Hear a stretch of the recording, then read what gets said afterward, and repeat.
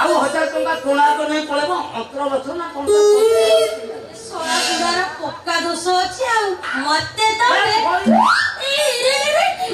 होछि सठा सठी लोग ओ छाड़ होछि जुगुमा तो ये कोन होछि अबे छाड़ फुटाई बालो आ ये कौन तू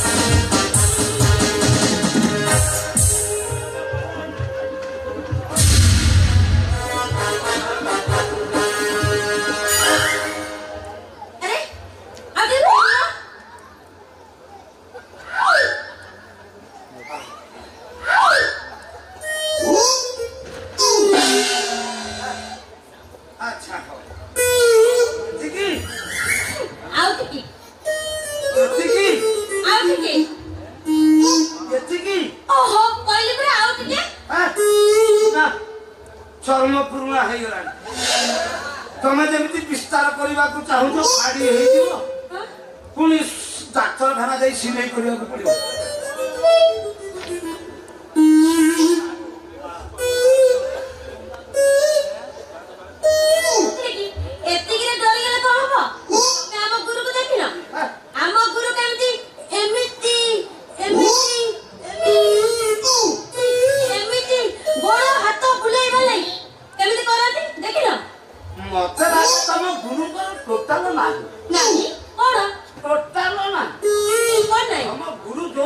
आसन मान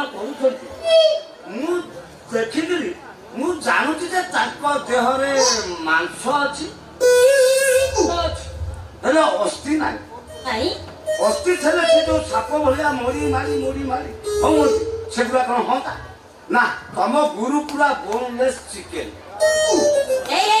सब संभव असंभव संभव हम बुझिल ना हाँ तमर भी हबो कहां होइची बाल काले ताकी होबो पाछिला काले माने ए केंद्रापड़ा ये तुम योग शास्त्र रे किछि दबो ना माने माने तमे कहूछ तेई हां कहूछ चाकिया चाकुची सब करूछ जे एका एका एमिति किछि योग नाही तमर मोर मिसिकिरी कोना बुझी पारुनी कौन बा बुझी पारना कौन बुझी पारना ये का बेले के दियोते ये का है कि जाकोते ये का है कि भाड़ोते मैं भलो कर पारो ओ अच्छी अच्छी आ तमे छयुरा करना ओहो तंती भाई मेरा मूड दरकार है मोरा मूड नाही काई तम मूड कोन होला ओ आज भलो जमा नाही ओ बोला बोला आरंभ कर दियो नहीं कथा कोन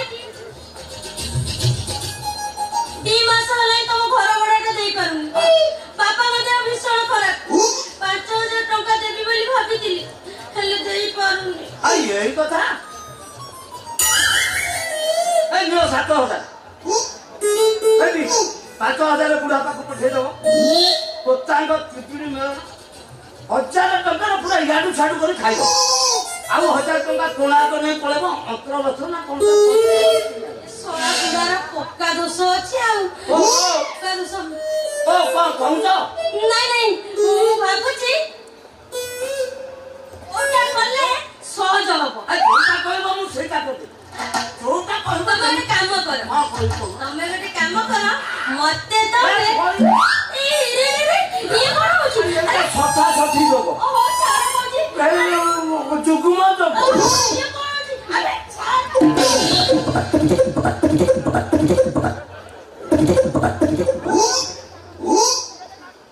फुटाई बालो आ ये कौन तू तू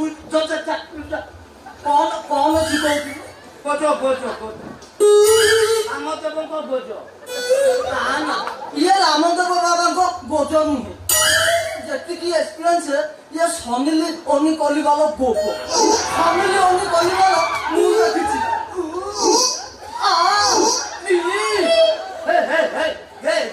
କେମିତି ଦେଖିଲୁ? ଓକେ ସେ ଯୋଉ ଭାଷା ଧସି ଯନ୍ତ୍ର ତାମାନେ ତମେ ମତେ ସେଇଆ ଶିଖଉଥିଲ? ତମ ଭାଗ୍ୟ ଭଲ ସିଏ ତମକୁ ଟାବୁଲେଟ ଖୁଆଏ। ଟାବୁଲେଟ ମାନେ କଣ? ସିଏ କଣ ମନେ ପଡ଼ିଗଲା କଣ? ଭାଇ ବେସନ ବୁଝିଲ ଦିଦି। ହଁ ପୂର୍ବରୁ ହଁ। ଆମ ଭଲ ଘୁମ ଆଣ୍ଟି ବୋଲି ଜଣେ ଆଣ୍ଟି ରହୁଥିଲେ। ମୋ ବା ତାକୁ କଣ ତ ତା ନା ଭାଇ ବେସନ ସେଇ ଟାବୁଲେଟ ମିଶେଇକିରି ଦେଇଦେଲା। ତାପରେ ଯାହା ହେଲା ତାମାନେ ସେ ଆଣ୍ଟି ବାନ୍ତି କଲେ ତାଙ୍କ ମୁଣ୍ଡ ବୁଲେଇଲା? ସେ ଆଣ୍ଟି ଖାଲି ହଁ ଭଳିଆ ହମାଲିବାକୁ ଲାଗିବ। ଆଉ ଯାହାକୁ ଦେଖିଲେ ଖାଲି କୁଣ୍ଢେଇ। ଆଉ ଶେଷରେ ଗୋଟା ପାଗଲଟା ହାବୁଲେ ପଲିଗଲା। ସେ ପାଗଲ ଏବେ ବି ଘୁମ ଦିଦିକି ଦେଖିଲେ ନା ଖାଲି ଦେଇ ପଡୁଛି। ଇଏ ଭଲ ଶୋଇବା ନନସେନ୍ସ ଇଡିଏସ ସନସେନ୍ସ ବେଇଆ ସତରା ଦିବ ସେଇ ଇତୋ ସମ୍ଭାଳ ଢେଙ୍କାନାଳ ତମେ ଦେବୀ ଦେ ଜି ଭୂଷା ପଢିଯିବ ତମ ନାଳ ଫାଟିଯିବ ତମ ଢାକି। ଏ ଢେଙ୍କାନାଳ ସେ ଆଣ୍ଟିଙ୍କର ଆଉ ତାପରେ କଣ ହେଲା? ସେ ଆଣ୍ଟିଙ୍କର ଆଉ ତାପରେ କଣ ହେଲା? ଆଣ୍ଟିଙ୍କର ଆଉ ତାପରେ କଣ ହେଲା? ମୋ ବାକୁ ପଚାରିବ ମୋ ବା କହିବ। ଏ ଢେଙ୍କାନାଳ ବେ ତୁ ଉଠୁଚା ତମେ ଇଏ ସାମାନ୍ୟ ଗୋଟାଏ ନାଟ ବାଲି ପାଇଁ ଏ ଯୋଗ ବାଲି ପାଇଁ ତୁ ତ ପାଖକୁ ଭୂଷା ଦେବାକୁ ପ୍ରସ୍ତୁତ କହିଛି। ଆଉ ଥରେ ଯଦି ଯୋଗ ଦିଦିଙ୍କ ପାଖରେ ବସିବୁ ନା ତାହେଲେ ମତେ ଦେଖିବୁ। କଣ କରିବୁ? ନାଇଁ କଣ କରିବୁ? କଣ କରିବି କଣ ଜାଣିନୁ? କଣ କରିବୁ? କଣ କରିବି ଜାଣିନୁ? କଣ କରିବୁ?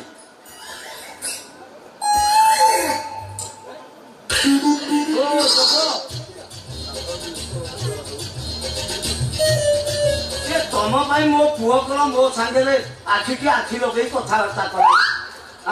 ହେବି ତମେ କାଲି ସକାଳ ତମ କୁକୁଟା ବାନ୍ଧିକି ଘରକୁ ଯା ତମେ କାଲି ସକାଳ ତ ବିତାଉ। କଣ କହିଲ?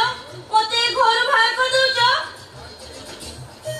ହେବି ଏବେ ମୁଁ ଏଇ ଦେଖ ଯେତିକି ନେଇଛି ସେତିକି ସୁଯୋଗ ଦିଅ ଟିକେ। ମୋ 7,000 ଗଲେ ଯାଉ ମୋର ଆପତ୍ତି ନାହିଁ। ସେ କଣ ଆମ ବାପ ଖାଲି କଣ ମୁଁ ତମଠାରୁ ନେଇଛି? ଓ ମୋ କଥା ଟିକେ ଶୁଣ। କାଲି ମୁଁ ତମଠାରୁ ନେଇନି ତମ ପୁଅ ଠାରୁ 17,000 ଟଙ୍କା ନେଇଛି। କେ ବୁଢା କିଏ ମତେ ବି ଏବେ ଅଥଲ ଟପିଗଲାନି। ଘରର ମାଲିକ 17,000 ନେଇଛ ମାନେ ଦେଖେଇବ ଆଉ ମନ ଉଠେଇବ। କଣ ଉଠେଇବ କଣ? ମଲି ଯାଇଥିବା ମନ ଶୋଇ ପଡ଼ିଥିବା ମୋ ଯୌବନ ଆଉ ମାଟି ଧରି ଯାଇଥିବା ମୋ ଧନ। ଢେଙ୍କାନାଳ ତମେ ଜମାରୁ ମନ ଦୁଃଖ କରନି। ଚାଲ ତମ ରୁମ୍ କୁ ଚାଲ। ମୁଁ ତମକୁ ଶୋଇ ବସି ପେଟେଇ ଆଣ୍ଠେଇ ସବୁ ଯୋଗ ଶିଖେଇଦେବି। ଦେଖେଇବ ପୁରାପୁରି ଖୋଲିଦେବି। ତାହେଲେ ଆସ ଚାଲ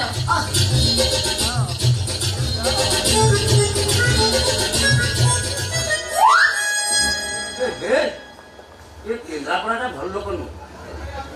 ଆରେ ଦେଖୁ ମୋଠୁ 7,000 ପକେଇଦେଲ 17,000 ପକେଇଛି।